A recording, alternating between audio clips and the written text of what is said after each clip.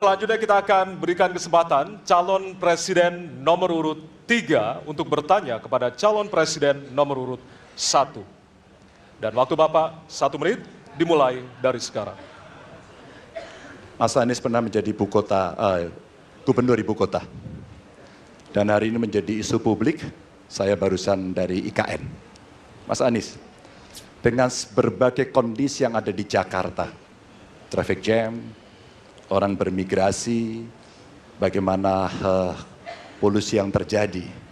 Saya ingin dapat statement yang clear dari Mas Anies.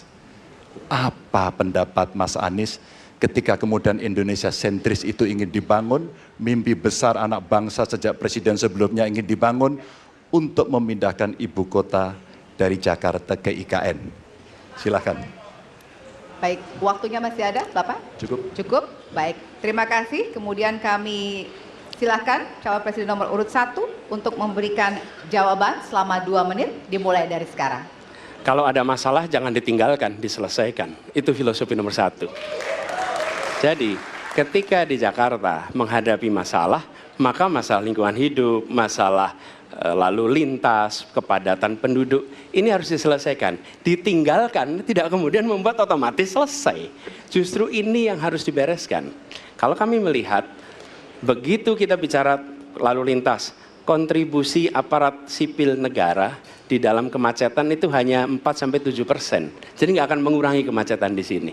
Yang kedua, soal lingkungan hidup. Kalau yang pindah itu pemerintah, bisnis, keluarga masih tetap di sini, masih tetap ada masalah. Karena itu kami berpandangan masalah yang di Jakarta harus diselesaikan dengan transportasi umum yang dibangun.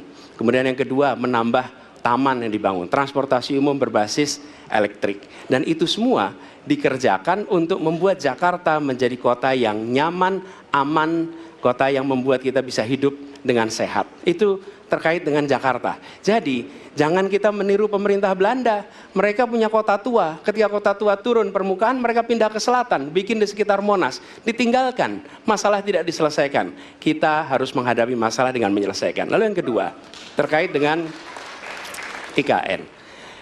Ketika kita memiliki masalah yang masih urgen di depan mata kita, di Kalimantan sendiri, kebutuhan untuk membangun sekolah yang rusak sangat banyak.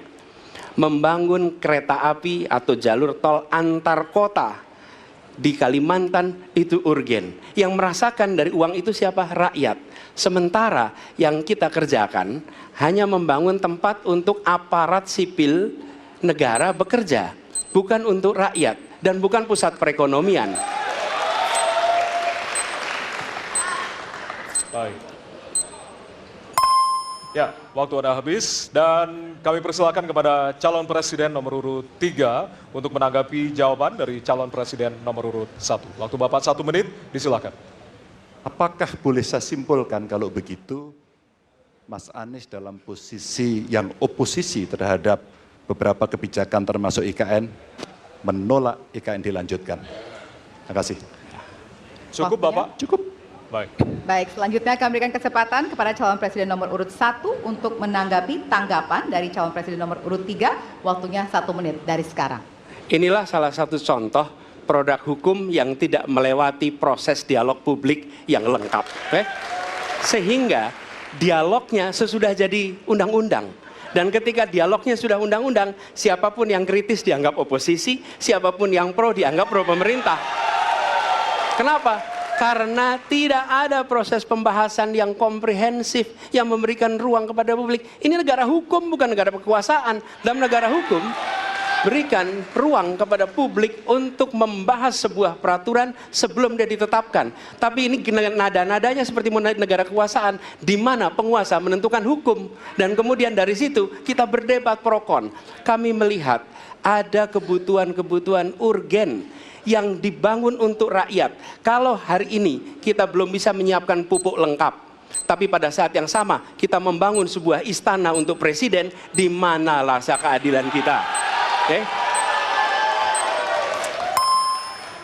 Waktunya sudah habis. Jelajah